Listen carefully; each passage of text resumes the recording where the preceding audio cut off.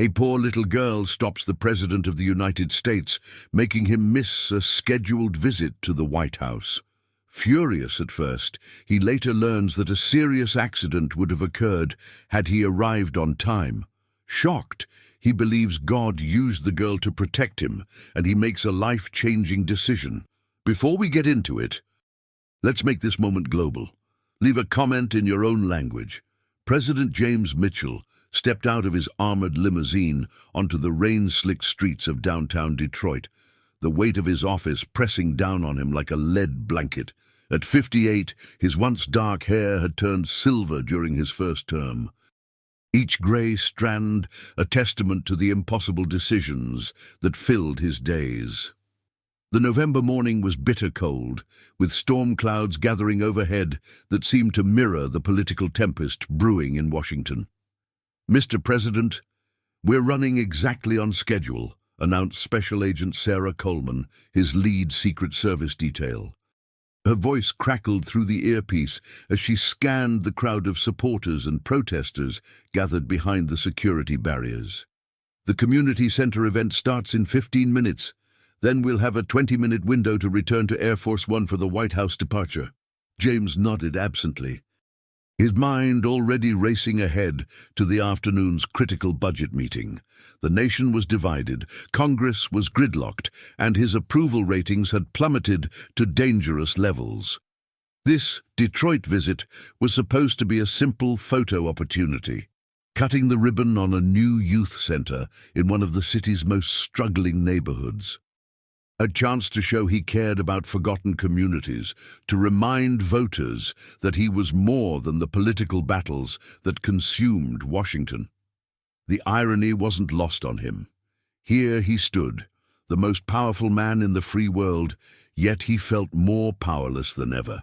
The problems facing America seemed insurmountable: economic inequality, political division, international tensions that threatened to explode into something far worse. Sometimes he wondered if he was the right person for this job, or if anyone could be. "Good morning, Mr. President," called out voices from the crowd as he walked toward the community center. Cameras flashed like lightning, and reporters shouted questions that his press secretary would deflect with practiced ease. James waved and smiled, the expression automatic after years of public life, but his thoughts remained heavy. The community center stood before him, a modest brick building that had been transformed from a crumbling relic into a beacon of hope for local children. It represented everything he believed government should do: invest in people, create opportunities, build bridges instead of walls. Yet even this small victory felt hollow against the magnitude of challenges awaiting him back in the Oval Office. "Sir, the local officials are ready for you inside," Agent Coleman reported. "Congressman Bradley is here, along with Mayor Washington and several community leaders. The children from the local elementary school are particularly excited to meet you." James straightened his tie and checked his watch. 10:43 a.m. If everything went according to plan, he'd be wheels up by 11:30, back in Washington by 1 p.m., and seated in the cabinet room by 1:15 for what promised to be a brutal afternoon of budget negotiations. Every minute was choreographed, every movement planned to the second. As he approached the entrance, James caught sight of a small figure standing apart from the organized crowds. A little girl, maybe 7 or 8 years old, wearing a tattered pink coat that had seen better winters. Her dark hair was pulled back in pigtails, and she clutched a handmade sign that read, "Please help my mama," in crayon letters that broke his heart. Something about her struck him immediately. While everyone else was focused on the ceremony, on getting their moment with the president, this child stood alone with a quiet desperation that spoke to the father in him.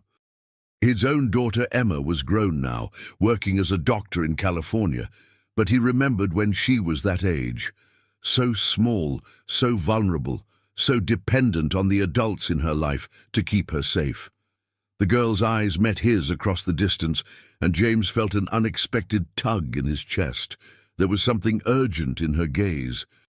something that made him want to step off the predetermined path and simply talk to her. But Agent Coleman was already guiding him toward the entrance. The schedule was tight and duty called. Still, as he walked into the community center, surrounded by the noise and pageantry of presidential visits, James couldn't shake the image of that little girl, standing alone in the crowd, holding her homemade sign like a prayer. He had no way of knowing that in exactly 12 minutes, that same little girl would change the course of his presidency forever. 8-year-old Lucy Martinez had been standing in the cold for 2 hours. Her small hands numb despite the worn mittens her abuela had knitted 3 winters ago. The pink coat that had once belonged to her older sister Rosa hung loose on her thin frame, the missing buttons replaced with safety pins that caught the weak morning light. Lucy lived with her grandmother Elena in a tiny apartment 6 blocks from the community center. Her mother Carmen worked 3 jobs, cleaning offices at night, stocking shelves at dawn, and watching neighbors' children in the afternoons. But it was never enough. The medical bills from Abuela's diabetes medication kept piling up, and Lucy had heard the hushed conversations about what would happen if they couldn't pay rent again. "Mija, you don't need to go stand in the cold for some politician," Elena had said that morning, her weathered hands shaking as she tried to inject her insulin. "These important people, they don't care about families like ours." But Lucy had seen the president on television, had heard her teacher, Mrs. Rodriguez, talking about how he visited places to help people. In her 8-year-old mind, it was simple. If the president helped people and her family needed help, then she should ask him. The logic was pure and unshakable. She'd spent an hour making her sign, carefully writing each letter in her best handwriting. "Please help my mama," said everything that needed saying. Maybe he could help Mama find a job that paid enough so she wouldn't have to work 3 different places. Maybe he could help with Abuela's medicine so she wouldn't cry quietly when she thought Lucy wasn't looking. As Lucy waited, she watched the important people in their dark suits and serious faces hurrying back and forth. They all seemed to know exactly where they belonged, exactly what they were supposed to do. She felt very small and very young, but also strangely determined. Mama always said that closed mouths don't get fed, and Lucy had something important to say. When the big black car arrived and the president stepped out, Lucy felt her heart flutter like a trapped bird. He looked exactly like he did on TV, but somehow more real, more tired. She wanted to run to him immediately, but the scary men in suits were everywhere, and there were barriers keeping all the people back. Lucy watched as he walked toward the building, waving at everyone but not really seeing anyone. He was going to disappear inside, just like Abuela had predicted, and her chance would be gone forever. That's when she noticed something the adults had missed. While everyone was focused on the ceremony and the cameras, Lucy saw a man in a maintenance uniform wheeling a large cart near the side entrance of the community center. There was something wrong about the way he moved, something that made her stomach feel funny. She'd seen that same nervous, guilty look on her cousin Miguel's face last year when he'd been selling things he shouldn't have been selling. The man kept checking his watch and looking around like he was afraid of getting caught, and the cart he was pushing seemed too heavy for what should have been cleaning supplies. Lucy didn't understand exactly what was wrong, but every instinct told her that something bad was about to happen. The president was walking right toward that entrance, surrounded by his protectors who were all looking outward at the crowd, not inward at the building. Without thinking, Lucy ducked under the barrier rope. A police officer reached for her, but she was small and quick, darting between legs and dodging grasping hands. She had to warn him. She had to stop him from going inside. "Mr. President." she called out, her voice surprisingly loud for such a small person. "Mr. President, wait!" The Secret Service agents immediately went into high alert, hands moving toward weapons, bodies shifting to shield the president. But James Mitchell had heard something in that little voice that made him pause. "Please," Lucy called again, in pushing through the confusion of adults who were trying to grab her. "You can't go in there. Something's wrong." She reached him just as Agent Coleman moved to intercept her, and Lucy did the only thing she could think of. She wrapped her small arms around President Mitchell's legs and held on with all her strength. "Please don't go inside," she whispered, looking up at him with eyes that held wisdom far beyond her years. "I think someone wants to hurt you." Time seemed to freeze as the most powerful man in the world looked down at a little girl in a tattered pink coat who had just risked everything to save his life. And in that moment, everything changed. The next 30 seconds unfolded like a scene from a nightmare that would replay in James Mitchell's mind for the rest of his life. As Lucy clung to his legs, her small voice repeating, "Please don't go inside," Agent Coleman was already barking orders into her radio. "Possible threat assessment needed immediately. Building sweep, code yellow. POTUS is not, repeat, not entering the facility until we have an all clear." James looked down at the little girl whose arms were wrapped around his legs with desperate strength. Her dark eyes were wide with fear, but not fear of him or the chaos swirling around them. She was afraid for him. "Sweetheart, what do you mean someone wants to hurt me?" he asked, kneeling down to her level despite Agent Coleman's visible anxiety about the delay. "The man with the cart," Lucy whispered urgently. "He's acting like Miguel did when he was doing bad things. He keeps looking at his watch, and he's scared, but trying not to show it." Agent Coleman spoke rapidly into her radio while James studied the child's face. In his years of politics, he'd developed an instinct for reading people, for sensing truth beneath layers of deception.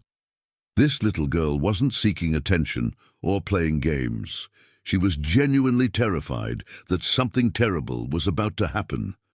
"Where did you see this man?"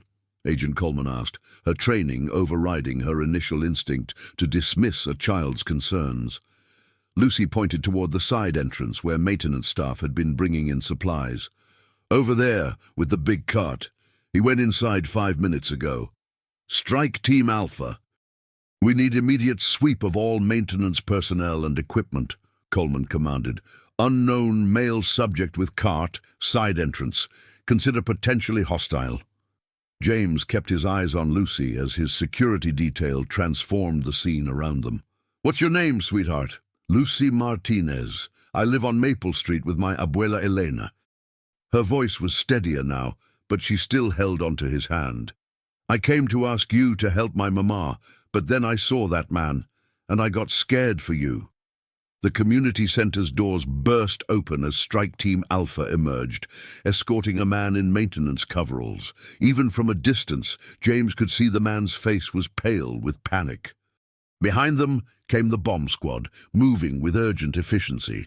Agent Coleman's radio crackled with updates. "Suspicious device located in main assembly hall. Repeat, suspicious device confirmed. Area is not secure. POTUS must maintain distance." James felt his blood turn to ice if Lucy hadn't stopped him.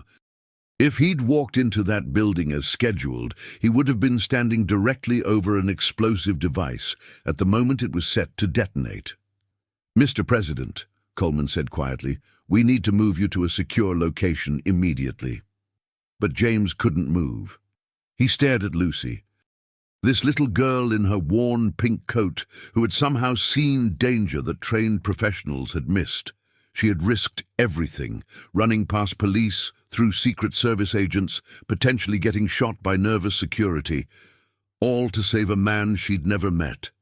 "Lucy," he said softly, "how did you know?" She shrugged with the simple honesty of childhood. "My mama always says to trust your feelings when something feels wrong. That man felt wrong." The bomb squad's radio chatter filled the air as they worked to secure the device. Early reports suggested it was sophisticated enough to have caused catastrophic damage to the building and everyone inside. The president, along with dozens of community leaders and children, would have been killed instantly. As they waited for the all-clear, James found himself thinking not about political implications or security failures, but about the miracle of this moment. A little girl had appeared at exactly the right time, with exactly the right instincts to save his life and the lives of countless others. "Sir, we really need to move," Agent Coleman urged, but James held up a hand. "Lucy, where is your grandmother right now?" "At home. She wanted to come, but her legs hurt too much from the diabetes." "And your mother?" "She's working. She cleans the bank building downtown in the mornings." James looked at this child who had saved his life, this little girl who worried about her diabetic grandmother and her overworked mother, who had stood in the cold for hours, hoping to ask the president for help. The weight of her trust, her faith that he could somehow make her family's life better, hit him like a physical blow. "Agent Coleman," he said, his voice carrying new authority, "I want a full detail assigned to escort Lucy home safely. And I want our best medical team to check on her grandmother immediately. Sir, we have protocols. The protocols nearly got me killed. This little girl saved my life." James turned back to Lucy, his eyes bright with unshed tears. "Lucy, I promise you something. I'm going to help your mama and your abuela and every family like yours. That's not just a politician's promise. That's a promise from someone whose life you just saved." Lucy smiled for the first time that morning, a radiant expression that transformed her worried face. "Really? Really? But first, I need to ask you something very important." James took her small hands in his. "Do you believe in God, Lucy?" "Yes. And sir, Abuela says God watches over us, even when things are scary." James nodded, feeling something shift deep in his soul. "I think God sent you to me today, and I think maybe he has plans for both of us that are bigger than we can imagine." As the bomb squad finally declared the area secure and the investigation began in earnest, President James Mitchell knew that everything about his life and his presidency had just changed forever. The little girl in the pink coat had saved more than his life. She had saved his soul. The ride back to Air Force One passed in stunned silence. James Mitchell sat in the back of his armored limousine, watching the Detroit skyline blur past while his mind struggled to process what had just happened. Agent Coleman briefed him on the preliminary investigation. The bomber had been a lone wolf radical with ties to extremist groups. The device had been sophisticated enough to level half the building, and the timing had been precisely calculated for maximum casualties. "Sir, if you had entered that building as scheduled..." Coleman's voice trailed off, the implications too terrible to voice. "I'd be dead," James finished quietly. "Along with how many others? 50? 100? At least 60 confirmed attendees, sir. Plus staff, security, children from the local school." James closed his eyes, seeing Lucy's face in his mind. That little girl with her homemade sign and her grandmother's mittens had prevented a massacre. Not through sophisticated intelligence gathering or advanced security protocols, but through the simple courage to trust her instincts and act on them. His phone buzzed with urgent messages from the White House. The media was already reporting an incident in Detroit, though details remained classified. Congressional leaders were demanding briefings. His chief of staff was frantically rescheduling meetings and managing the crisis. But James found himself thinking not about political damage control, but about Lucy Martinez and her family. He pulled out his secure phone and dialed his personal assistant. "Beverly, I need you to clear my schedule for the rest of the week." "Sir?" "The budget meetings, the foreign policy briefing, the..." "Cancel everything. I'm staying in Detroit. There was a pause. "Sir, I don't understand. Agent Coleman's report said the threat has been neutralized. The threat to my life has been neutralized. But there's another kind of threat I need to address." James watched the city passing by, seeing it with new eyes. How many little girls like Lucy are out there right now?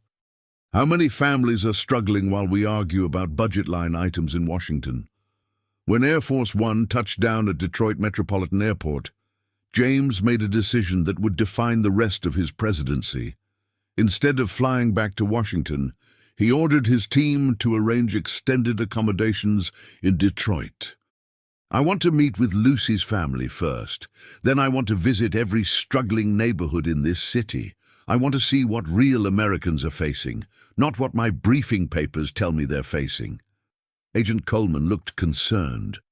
"Sir, the security implications of an extended stay will be manageable.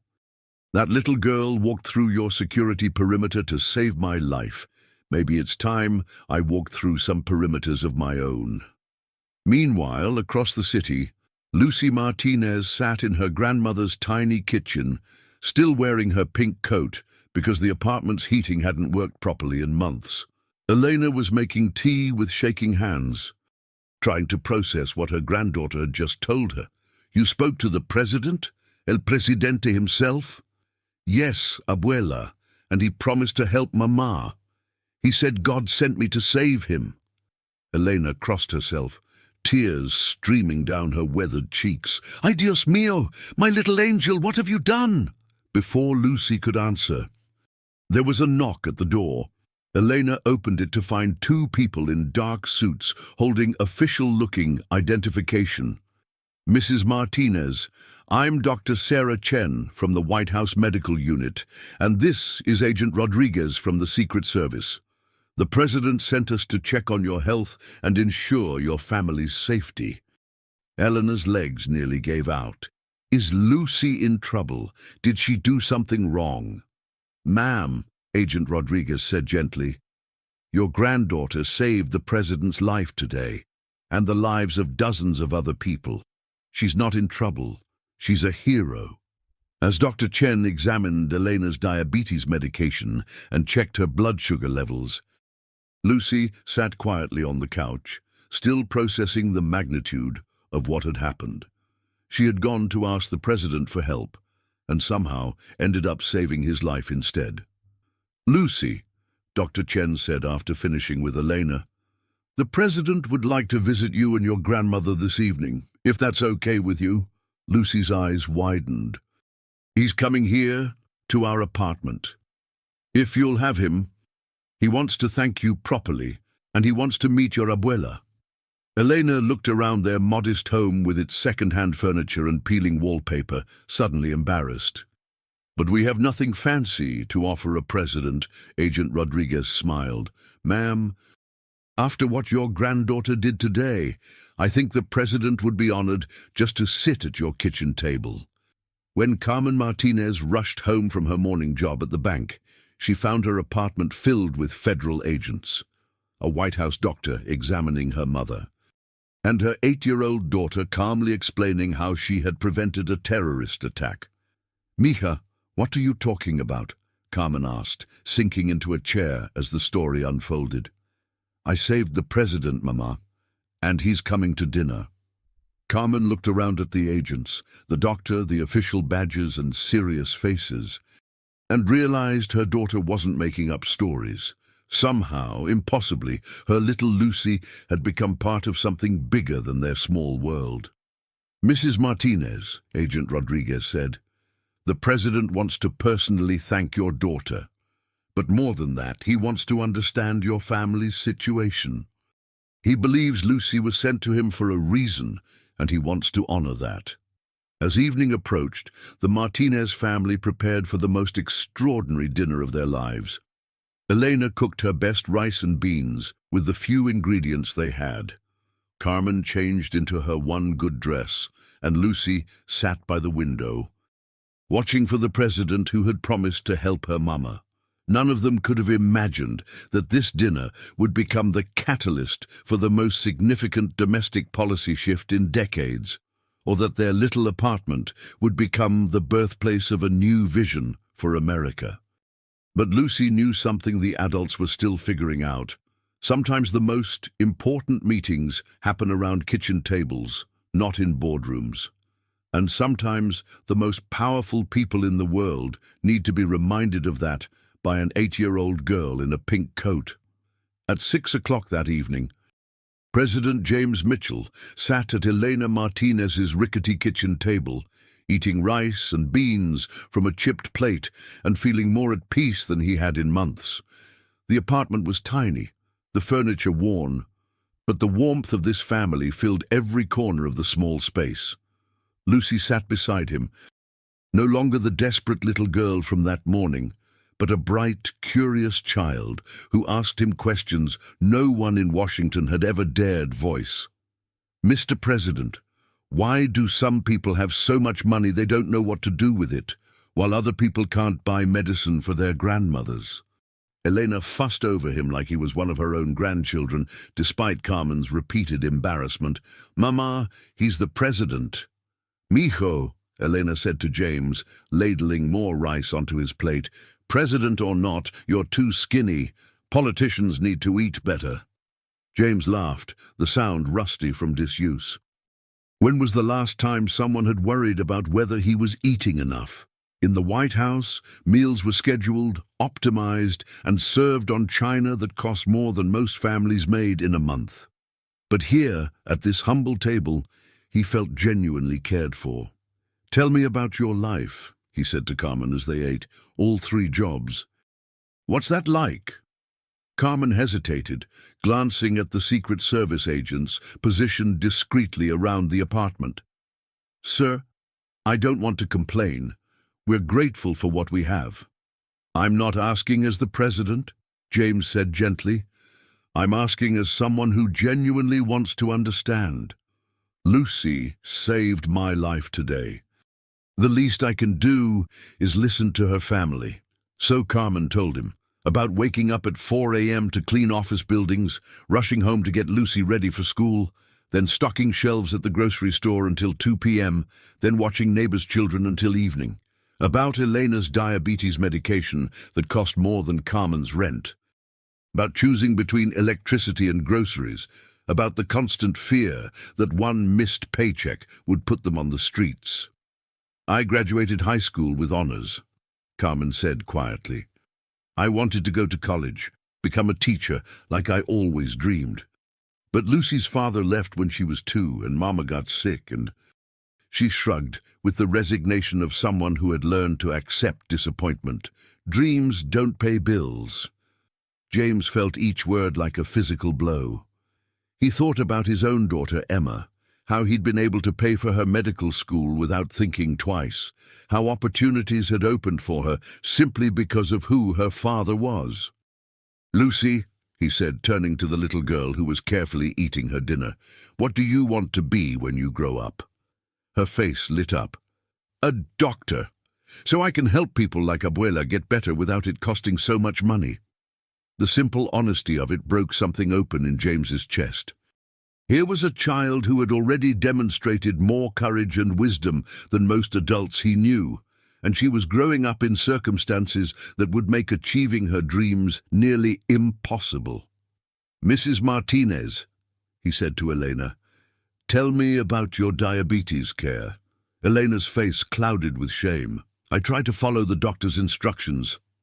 But the medicine, it's so expensive, sometimes I skip doses to make it last longer." Dr. Chen, who had remained quietly in the background, leaned forward. "Ma'am, that's incredibly dangerous. Skipping insulin can lead to serious complications." "I know," Elena whispered, "but what choice do I have?" James felt rage building in his chest, not at this family, but at a system that forced a grandmother to choose between medication and meals. You shouldn't have to make that choice. No one should. As the evening progressed, James found himself seeing America through Lucy's eyes, a country where heroes worked 3 jobs and couldn't afford to get sick, where brilliant children might never get the chance to become doctors because their families couldn't afford college, where 8-year-olds had to beg presidents for help. "Lucy," he said as the meal wound down, "this morning you asked me to help your mama. I want you to know that I meant what I said, but I need your help to do it right. How can I help you? You're the president. Because you see things differently than I do. You saw danger today when trained professionals missed it. You see problems that I've been missing too." James pulled out a small notebook, not the expensive leather one his staff used, but a simple spiral notebook like Lucy used for school. "I want you to be my advisor." Carmen looked alarmed. "Sir, she's just a child. She's a child who saved my life and opened my eyes to truths I'd been blind to." James turned back to Lucy. "Would you help me understand what families like yours really need? Would you help me figure out how to make America work for everyone, not just the wealthy?" Lucy considered this with the seriousness of someone much older. "Will you really listen to what I say?" "I promise. In fact, I want to do more than listen. I want to learn." James looked around the small apartment, seeing it not as poverty, but as dignity in the face of impossible circumstances. "Would it be okay if I came back tomorrow? And maybe you could show me your neighborhood, introduce me to your neighbors." Elena's eyes widened. "You want to come back? Here?" "Mrs. Martinez, this is the most honest conversation I've had in years. Your granddaughter changed my life today, and I think she's just getting started." As James prepared to leave, Lucy tugged on his jacket. "Mr. President, can I ask you something?" "Anything. Do you really think God sent me to save you?" James knelt down to her level, looking into eyes that held more wisdom than most adults possessed. "Lucy, I've spent my whole career believing I had to have all the answers. Today you showed me that sometimes the most important questions come from the smallest voices. If that's not divine intervention, I don't know what is." He paused, feeling the weight of a decision that would define the rest of his presidency. "And I think God didn't just send you to save my life. I think he sent you to save my presidency, my country, maybe even my soul." As his motorcade pulled away from the modest apartment building, James Mitchell knew he would never be the same. Tomorrow, he would cancel his return to Washington and begin a journey that would take him into the heart of struggling America. The little girl in the pink coat had given him more than his life back.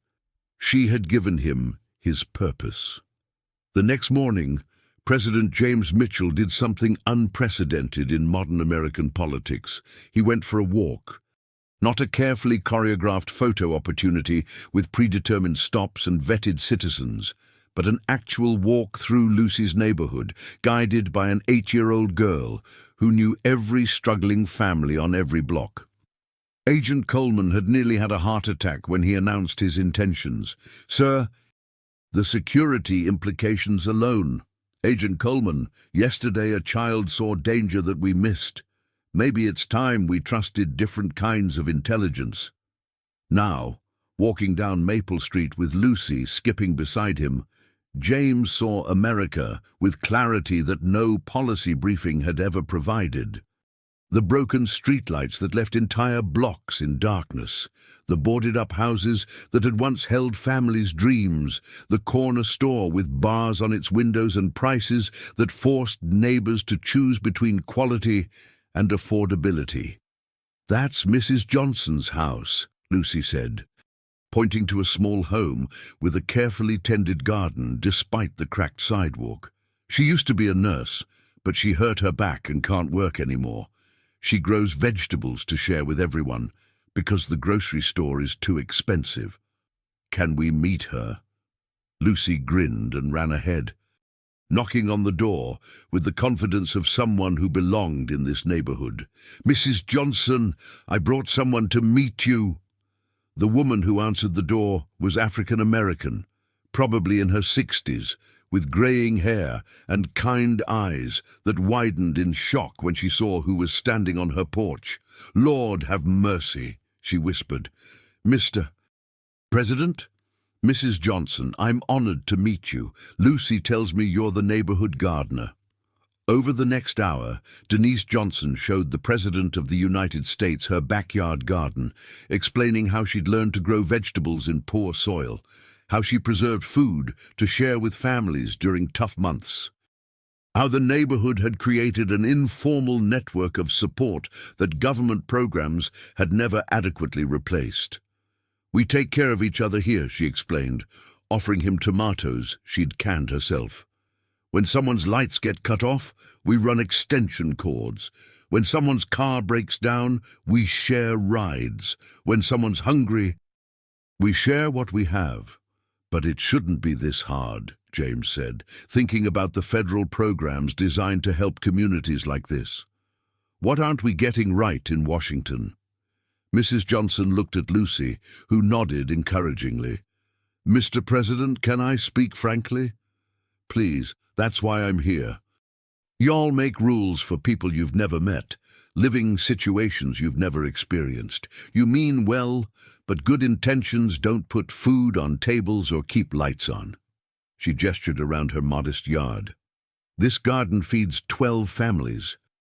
But according to city regulations, I'm not supposed to have chickens or sell vegetables without permits I can't afford. Your programs want to help, but your rules make it harder for us to help ourselves." James felt each word like a revelation. What would actually help? Make it easier for people like me to start small businesses, help folks buy homes instead of renting forever, bring good jobs back to neighborhoods like this instead of expecting everyone to commute to places they can't afford to live near. Mrs. Johnson's voice grew stronger as she spoke. "And stop assuming we don't know what we need. We've been surviving and thriving despite the system, not because of it." As they continued their walk, Lucy introduced him to Mr. Hassan, who ran a small convenience store and dreamed of expanding but couldn't get loans, to Mrs. Garcia, who cleaned houses but couldn't afford childcare for her own children, to teenage Marcus, who was brilliant at math but had no idea how to pay for college. Each conversation reinforced the same themes: people working multiple jobs but unable to get ahead, families with dreams but no pathway to achieve them, communities with solutions but no resources to implement them. "Lucy," James said, as they sat on the steps of the community center where everything had changed the day before, "what do you think would help your neighborhood the most?" Lucy considered this with the seriousness she brought to all important questions. "I think people just want a fair chance. Like, if you work hard, you should be able to take care of your family. If you're smart and want to learn, you should be able to go to school. If you have good ideas, you should be able to try them." "That sounds right to me." "But, Mr. President," Lucy continued, "I think the problem is that the people making the rules live too far away from the people the rules are supposed to help." James felt something crystallize in his mind. What if that changed?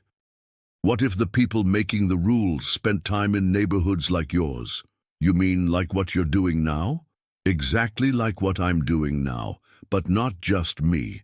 What if every person in my administration, every member of Congress, every government official spent time in communities like this before making decisions that affect them?" Lucy's eyes lit up with the same brightness that had compelled her to save his life. "That would be amazing. Then they'd understand what people really need instead of what they think people need." As evening approached and James prepared to return to his temporary headquarters, he felt the weight of possibility settling over him. Lucy had shown him not just the problems facing America, but the solutions that communities were already implementing with limited resources. "Lucy," he said, as they stood outside her apartment building, "I want to make you an official promise. Everything you've shown me today, every person you've introduced me to, Every idea you've shared, it's going to change how America works. Really? Really. And I want you to help me make sure we get it right. Would you be willing to come to Washington with your family to help me explain to other leaders what you've taught me? Lucy looked up at him with trust that humbled him. If it will help families like mine, then yes. James Mitchell had come to Detroit for a simple ribbon-cutting ceremony, but a little girl in a pink coat had redirected his entire presidency toward a truth he'd been missing. The best leaders don't just speak for the people. They listen to them, learn from them, and lift them up. Tomorrow, he would begin the most ambitious domestic policy initiative of his career, built not on political calculations, but on the wisdom of an 8-year-old who had saved his life and opened his eyes to the America he'd been elected to serve. The revolution was about to begin, one neighborhood at a time. The phone call from Washington came at 6:30 a.m., jolting President Mitchell from the first peaceful sleep he'd had in months. His chief of staff's voice crackled through the secure line, barely containing panic. "Mr. President, you need to return to Washington immediately. The media is calling this the Detroit disappearance. Congress is demanding explanations." James sat up in his hotel bed, looking out at the Detroit skyline where Lucy and thousands of families like hers were starting another day of struggle. "Marcus, I'm exactly where I need to be." "Sir, with all due respect, you're the President of the United States, not a social worker." "That's exactly what I'm doing. For the first time in my presidency, I'm actually running the country instead of just managing the politics." James's voice carried a conviction that surprised even him. "I'm staying in Detroit until I understand what we need to fix." After ending the call, James walked to the Martinez apartment, where Lucy was eating breakfast before school. Elena had prepared extra coffee, somehow knowing he would come. "Mr. President," Carmen said nervously, "the news is saying terrible things. Maybe we shouldn't—" "Mrs. Martinez, what do you think makes a good leader?" Carmen looked surprised. "Someone who puts other people's needs before their own. Someone who listens more than they talk. Yesterday, Lucy showed me neighborhoods full of Americans who've been forgotten by their government. Today, politicians in Washington are angry because I'm trying to remember them." James looked at Lucy. "What do you think I should do?" Lucy set down her spoon thoughtfully. "My teacher says when you're doing the right thing, people who aren't ready to do the right thing get upset, but that doesn't mean you stop. Even if it makes my job harder, especially then. Because if your job is to help people, and helping people makes your job harder, then maybe the job needs to change." That afternoon, standing in the same community center where Lucy had saved his life, James faced a room full of skeptical reporters. "3 days ago, I came to Detroit for a ribbon-cutting ceremony," he began. "I planned to smile for photos and fly back to Washington. But a little girl named Lucy Martinez changed all that." He gestured toward Lucy in the front row. "Lucy showed me that we've been governing from spreadsheets instead of communities, making decisions based on theories instead of realities." A reporter raised her hand. "Mr. President, critics say you're abandoning your constitutional duties." "My constitutional duty is to serve the American people. How can I serve them if I don't understand their lives? Starting today, my administration will operate differently. We will make policy from the ground up, not the top down." "What does that mean practically?" "It means, before we vote on healthcare policy, we'll spend time with families, choosing between medicine and meals. Before we debate education funding, we'll sit in classrooms that lack basic supplies." The room buzzed with murmurs. "Furthermore, I'm establishing the Citizens Council, a group of Americans from all walks of life who will advise my administration. Lucy Martinez will be our youngest member." "Mr. President, are you prepared for the political fallout?" James looked at Lucy, remembering her courage. I'm prepared to be the president America needs, not the president Washington expects. As the press conference ended, James knelt beside Lucy. Are you ready for this? It's going to be a big responsibility. Lucy looked up with determination. Mr. President, my abuela says that when God gives you gifts, you're supposed to use them to help people. The backlash from Washington was swift and brutal. Headlines screamed, President goes rogue in Detroit. Mitchell abandons Washington for photo op. But James was more interested in the other story developing. Social media exploding with support from ordinary Americans who felt heard for the first time in decades. Look at this, Mr. President, Lucy said, showing him her tablet during their morning walk. Teachers from all over are talking about how kids see problems differently. James scrolled through messages flooding social media. A single mother in Alabama wrote about her son's insights into their town's water problems. A grandmother in Kansas shared how her granddaughter had solved their local food desert by organizing community gardens. Lucy, you've started something bigger than just helping me understand Detroit. You've shown America that wisdom doesn't come with age or titles. Their walk was interrupted by Agent Coleman's radio. POTUS, we have a situation. Large crowd gathering at the community center. But when they arrived, James and Lucy discovered hundreds of Detroit residents gathered in support. They carried homemade signs reading, Thank you, Lucy, and presidents should listen to people. Mrs. Johnson from the garden was there, along with Mr. Hassan and dozens of others they'd met. Mr. President, she called out, we wanted you to know that what you're doing here, really listening to us, it matters more than you know. A local news reporter pushed forward. Mrs. Johnson, what do you think about critics who say the president is neglecting his duties? His duty is to us, isn't it? When's the last time a president spent time in neighborhoods like ours? An elderly man stepped forward. I'm Robert Davis, served in Vietnam. Worked in the auto plants for 40 years.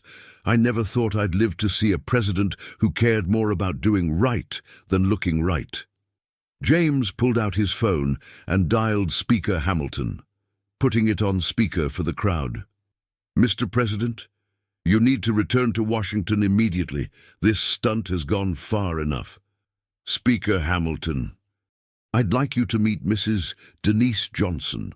She's a retired nurse who feeds 12 families from her backyard garden because government programs can't adequately address food insecurity. Mrs. Johnson stepped forward. Mr. Speaker, with respect, the President is doing exactly what he should be doing, learning what we need instead of assuming he knows. And this is Lucy Martinez, age 8, who saved my life and today is teaching me how to save my presidency. Hello, Mr. Speaker, Lucy said politely. I know you're upset, but sometimes when you want to fix something, you have to look at it really close first. My abuela says you can't cook good food if you don't know what ingredients you have. Another silence from the phone. Little girl, what do you think the president should do? I think he should keep learning until he understands enough to help, and then everyone in government should learn the same way. Speaker Hamilton, I'm proposing the Community Understanding Act. Every member of Congress spends 1 week per year in communities affected by their decisions. That's actually not unreasonable. The crowd erupted in cheers. Lucy had done it again, cut through political complexity with simple truth. The flight back to Washington on Air Force One was unlike any presidential journey in history. While James reviewed briefing papers, Lucy sat in the main cabin video chatting with children from around the country who had been inspired by her story. Lucy, this is Amanda from Portland, said Beverly, his assistant. She's 9 and wants to tell you about her idea for helping homeless people. James listened as Lucy engaged with each child. A 10-year-old from Phoenix had noticed that school solar panels could generate more energy if students maintained them as part of science education. A 7-year-old from Boston figured out that food trucks could serve elderly shut-ins more efficiently than traditional delivery. "Mr. President," Lucy called out, "these kids have amazing ideas. Why don't grown-ups listen to them?" Good question. Why do you think that is? Maybe because grown-ups think you have to be old to be smart. But kids see things differently because we haven't learned yet that some things are impossible. Agent Coleman appeared. "Mr. President, we're getting reports of student walkouts in 12 states. Children are demanding their schools create problem-solving councils." "What kind of walkouts?" "Peaceful ones, sir." "They're not protesting, they're organizing. Elementary students presenting solutions to principals. It's unprecedented." As they approached Andrews Air Force Base, James could see the media circus below. The reception was overwhelming. Hundreds of supporters held signs reading, "Listen to Lucy" and "Children see solutions." The most moving sight was a group of children at the front, wearing pins that read, "Future Problem Solvers." "Lucy, are you ready for this?" "Mr. President, remember what you told me about being brave? You said being brave doesn't mean you're not scared. It means you do the right thing even when you are scared." "Well, I'm scared. But I think this is the right thing." At the White House, staff waited nervously. Marcus Chen stepped forward as they entered the Oval Office. "Mr. President, we need to discuss the political implications. Marcus, I'd like you to meet Lucy Martinez and her family." Lucy extended her small hand politely. "Nice to meet you, Mr. Chen." "Do you think kids should have a say in laws that affect them? That's complicated." "Why? If a law says kids can't have recess, shouldn't kids get to explain why recess is important for learning?" Marcus looked helplessly at James. The 8-year-old had dismantled his argument. "Lucy, what do you think the Citizens' Council should work on first?" Lucy pulled out a notebook. "I made a list during the plane ride. First, schools that don't have enough supplies. Second, families who work hard but still can't afford basic things. Third, old people who are lonely. And fourth, making sure all kids get to go to college if they want to." The room fell silent. This 8-year-old had outlined the most comprehensive domestic policy agenda any president had proposed in decades. "Gentlemen, ladies, meet your new policy consultant," James announced. "Schedule a primetime address to the nation. It's time America met Lucy Martinez officially." The East Room had never hosted a presidential address like this. Instead of a formal podium, James had arranged chairs in a circle, with Lucy beside him and her family nearby. "My fellow Americans," James began, "5 days ago, I went to Detroit for a simple ceremony. Tonight, I want to tell you how a little girl named Lucy Martinez changed my understanding of what America needs." Lucy stood and walked to the small podium, adjusted to her height. For a moment she looked overwhelmed by the lights, but then found her voice. "Hello, everyone. I'm Lucy Martinez, and I'm 8 years old. A few days ago, I was just a regular kid worried about my abuela's medicine and my mama's jobs. But then I met President Mitchell, and he taught me that even kids can help solve big problems if grown-ups will listen." She consulted her notebook. "I've been talking to kids all over America, and we have lots of ideas. Like, why do schools in poor neighborhoods get old books while rich schools get new computers? Why do some kids go hungry during summer when schools could stay open to feed them?" Her voice grew stronger. "But mostly, we want to know why grown-ups make rules about kids without asking kids what we think. If laws affect us, shouldn't we get to help make them?" She looked directly into the camera, "I know some people think I'm too young to understand important things, but I understood that a bad man wanted to hurt President Mitchell when smart grown-ups missed it. Maybe being young doesn't mean being wrong. Maybe it means seeing things grown-ups forget to look for." Lucy closed her notebook.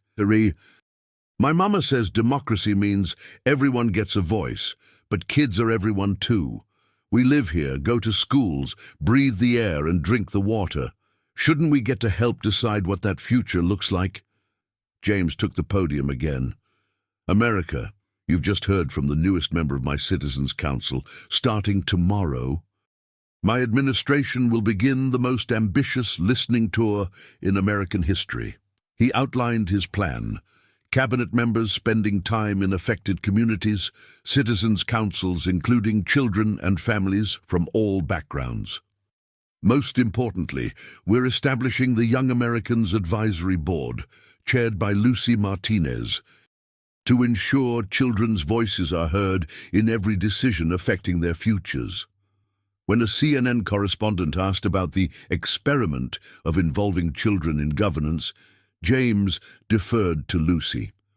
"Ma'am," Lucy said politely, "grown-ups experiment with our futures all the time when they make laws that affect us. We're just asking to be part of those experiments instead of just the subjects of them." The reporter had no response. As the press conference ended, Agent Coleman showed them her tablet. "Sir, you need to see this. Social media response is unprecedented." Lucy Speaks was trending worldwide. More importantly, children across America were organizing citizens' councils, approaching mayors and school boards with problems and solutions. "Lucy," James said, "I think you started something that will change America forever." But none of them could imagine the challenge that would soon test everything they had built. The attack came at dawn. James woke to urgent calls from his chief of staff, press secretary, and Agent Coleman. "Sir, we have a serious situation." Marcus Chen's voice was tight. "Senator Richardson is calling for congressional hearings into your exploitation of a minor for political purposes. He's claiming involving Lucy violates child protection laws." "What exactly is he alleging?" "That you're using an 8-year-old as political cover for radical policies, that her family is being coached, that it's an elaborate publicity stunt damaging America's international standing." The full assault became clear. Conservative media questioning Lucy's family background, suggesting they were plants. Attacking Carmen's immigration status and Elena's disability benefits. They're demanding Lucy undergo psychological evaluation to determine if she's being manipulated. Richardson wants Child Protective Services to investigate. James felt rage building. Going after him was one thing, attacking an 8-year-old was another. At Blair House, where the family had been moved for security, James found them huddled together, overwhelmed by the sudden hostility. Lucy sat curled up with Elena, her notebook forgotten. "Mr. President," Carmen said, "maybe we should go home. We never wanted to cause trouble." "Mrs. Martinez, you haven't caused trouble. You've exposed it." James knelt beside Lucy. "How are you holding up?" "I don't understand why people are saying mean things about my family. We didn't do anything wrong." "Some people are scared of change, and when they're scared, they attack people brave enough to speak truth." Elena spoke up, voice shaking. "Maybe Lucy is too young for this." "Mrs. Martinez, I see someone who risked her safety to save others, someone who speaks truth with wisdom most adults never achieve." He turned to Lucy. "If this is too much, if you want to go home, I'll understand." Lucy thought seriously. "Mr. President, what happens to all the kids who called me, the ones with ideas about fixing their schools? If I quit because people are being mean, what does that tell them? Besides," Lucy continued, "Mama says when bullies pick on you, it usually means you're doing something that scares them. What scares them about kids having voices?" Agent Coleman appeared. "Sir, Senator Richardson wants to meet privately." And children across the country are organizing counter-protests. Kids Stand with Lucy Day. They could see footage from dozens of cities. Elementary students holding signs reading "Lucy Tells the Truth." Teenagers organizing walkouts, supporting the Young Americans Advisory Board. "I want to meet with Senator Richardson," Lucy announced. "Lucy, that's not necessary." "Yes, it is. If he thinks I'm too young to understand, maybe I should explain it to him. 2 hours later, Lucy sat across from Senator Richardson in a Capitol conference room. James insisted on being present with Carmen and lawyers. "Miss Martinez," Richardson began carefully, "do you understand that some people think you're too young for grown-up politics?" "Yes, sir. But can I ask you something? How old were you when you first had an opinion about something that affected your life?" Richardson paused. "Quite young, I suppose. And wouldn't you have wanted grown-ups to ask what you thought?" "That's different." "How?" "Children don't have experience to understand complex policy implications." Lucy nodded thoughtfully. "You're right that I don't understand everything. But I understood that a bad man wanted to hurt President Mitchell when experienced grown-ups missed it. Sometimes not knowing what's impossible helps you see what's possible. Senator Richardson, I think some grown-ups worry that if kids get voices, we might ask hard questions, like why some schools don't have books, or why working families can't afford medicine." She opened her notebook. "Did you know decisions made today will affect me for 70 more years, but only affect you for maybe 20? Shouldn't people who live longest with consequences help make decisions?" Richardson stared at this 8-year-old articulating democratic theory with startling clarity. "What would you say to people who worry involving children could be dangerous?" "I'd say ignoring children has been pretty dangerous too. Kids are getting shot in schools, breathing polluted air, growing up poor while grown-ups argue about solutions kids could help find."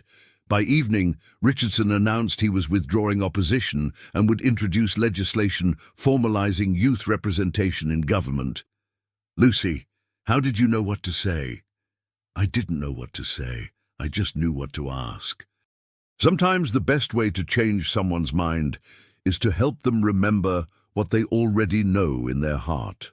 6 months later, President James Mitchell stood in the Rose Garden watching Lucy Martinez address the first National Youth Policy Summit. Representatives from all 50 states, children aged 6 to 17, had gathered to present solutions to their community's most pressing challenges. "Mr. President," Lucy said from the podium, now 9 years old and noticeably more confident, "when I first met you, I was just a scared little girl trying to help my family. Today, I'm proud to introduce the Young Americans Advisory Board's first national policy recommendations." James smiled as Lucy outlined proposals developed by children nationwide. Mobile medical clinics for underserved communities, designed by a 10-year-old whose grandmother couldn't afford transportation to doctors.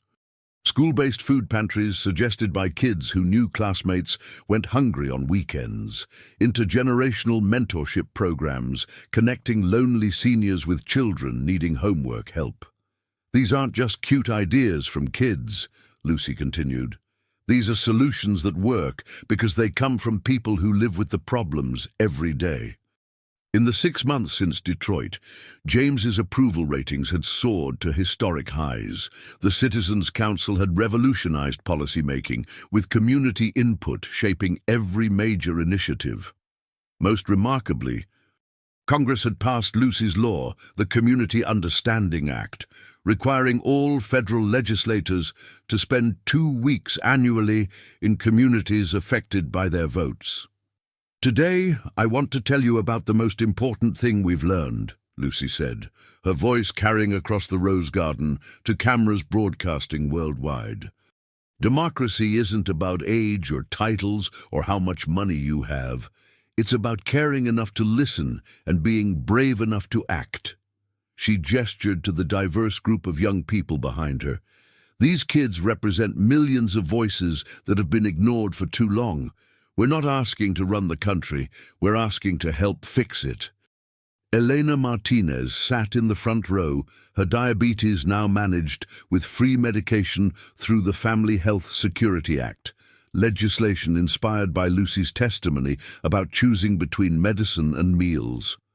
Carmen worked just one job now, as a community liaison for the Department of Education, helping implement the Students First initiative. 6 months ago, I stopped a president from walking into danger, Lucy concluded. But President Mitchell taught me something important. Sometimes the real danger isn't the bomb you can see. It's the problems you ignore.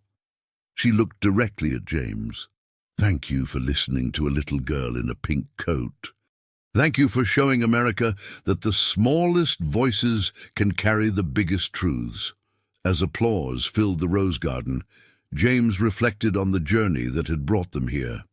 A terrorist attack had been prevented, but more importantly, American democracy had been saved from its own isolation. That evening, as Lucy helped Elena prepare dinner in their new apartment, subsidized housing near excellent schools, another program born from the Citizens' Council, she asked the question that would define the next phase of their work. Abuela, do you think other countries have kids who could help solve problems too? Elena smiled, recognizing the same spark in Lucy's eyes that had driven her to save a president's life. Ay, mija, I think you're about to find out. 6 months later, the first International Youth Policy Summit would convene in Washington, bringing together young problem solvers from around the world. Lucy Martinez, the little girl who had stopped a terrorist attack with courage and transformed American democracy with wisdom, was just getting started. The revolution of listening had become a global movement, one honest conversation at a time. And it all began with an 8-year-old who refused to let important people make dangerous mistakes. As Lucy had taught the world, sometimes the most powerful thing you can do is simply care enough to speak up and brave enough to act when it matters most. The future belonged to those who remembered that everyone, regardless of age, deserves to be heard.